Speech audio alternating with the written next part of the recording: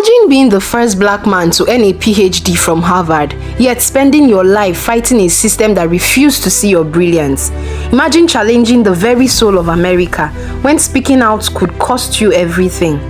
This is the story of W.E.B. Du Bois, the scholar, the fighter, and the visionary who believed that knowledge could be a weapon for freedom.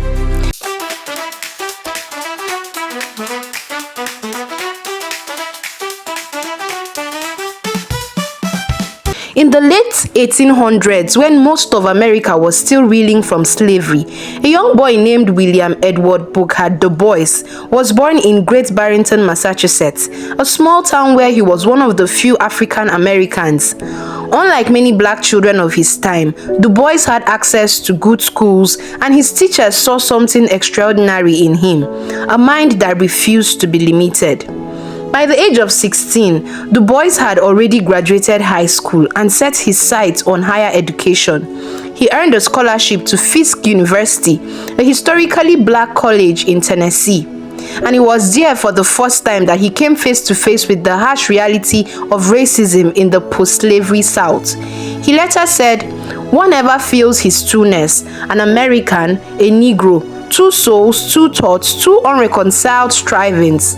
That feeling of being both American and rejected by America became the foundation of his life's work. After Fisk, Du Bois went on to Harvard University, where he earned not one but 3 degrees, and then became the first African American to earn a PhD from Harvard in 1895. But Du Bois wanted more. He traveled to Germany, studying at the University of Berlin, where he saw a society less obsessed with race and realized what a nation could be if it valued intellect over skin color. When he returned to the US, Du Bois decided to dedicate his life to studying the black experience in America. His groundbreaking book, The Souls of Black Folk, wasn't just literature. It was a declaration of identity, intellect, and dignity.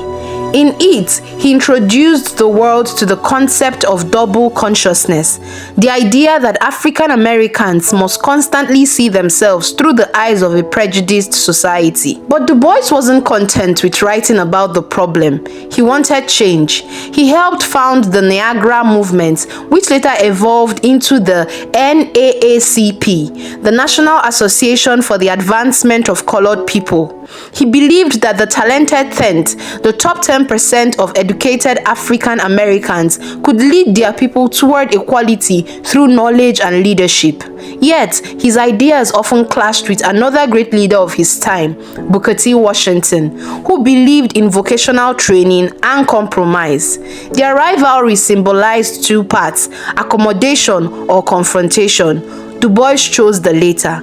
As the years passed, Du Bois grew increasingly frustrated with America's slow progress. He turned his attention to the Pan-African movement, advocating for unity among all people of African descent worldwide.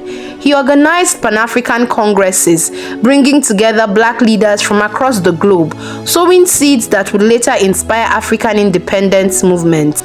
By his later years, Du Bois had become disillusioned with the United States.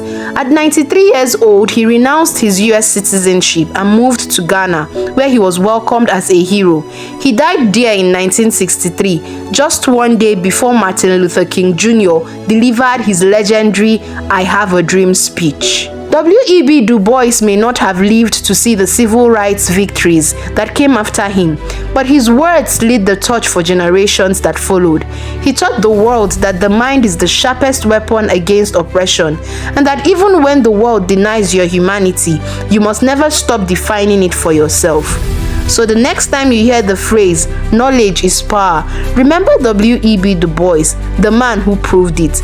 Thank you for sticking through till now. I'd like to know your thoughts on Du Bois in the comment section. For more stories like this, please click on the like button and subscribe. Don't forget to share as well.